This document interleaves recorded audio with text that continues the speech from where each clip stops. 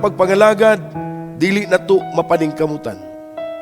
O walay igong rason nga kita sa atong kaugalingon makapasigarbo. Walay igong rason nga sa atong kaugalingon makatulisok sa uban. Bagutan ang ano?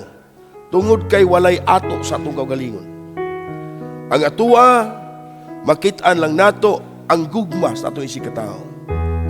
Tungod kay sa atong nasabtan ang mensahe, ang kinatibuk ang kapadayagan, what is a purpose nga gipakatao ta sa Dios, maigsoon nga nakadawat ta sa mensahe, ug adunay mga tawo nga makadawat sa mensahe, atong makita ang usa ka dakong plano ug mahigugma ta ngadto nila.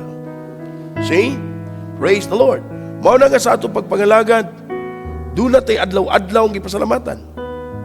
Unsay adlaw-adlaw itong pasalamatan, atong gipasalamatan ang Dios sa matag karon ug unya, kung ngano nga nakadawata sa mensahe sa panahon. Usmon ko, dili na ito mapaningkamutan. Apan, kung diya sa atong kaugalingon, nagakinabuhita sa kalipay sa Dios, o sa atong kaugalingon nagalakaw ta nga nagabuhat, o nagatarbaho, uban sa pagtuo, o atong ipadayag, kana naga-express nga doon natin pagtuo, o kana kabahin sa Dios. See? Praise the Lord. Dili gikinahanglan ng usa ka tawo atuang i-force ang mensahe nga kinabuhi.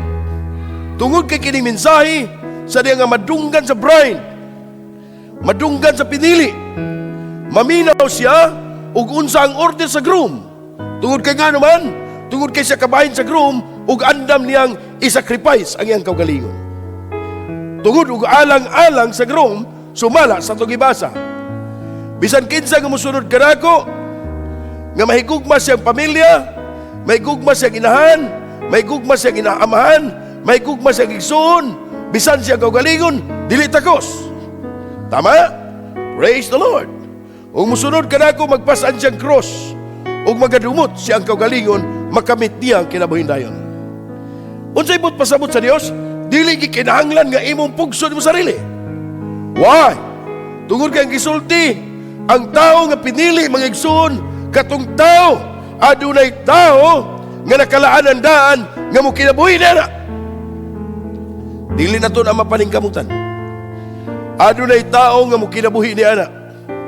Mao na sa ato sarili, sa atong kaugalingon kung gatuo ka nga ikaw ang bride, gatuo ka nga kinabuhi, pasalamati ang Dios. Kung doon na kay kalipay nga nangalagad, doon na kay kalipay nga maminaw sa pulo sa Dios uban sa pagkinabuhi, mao ka na ang bahin niya nimo.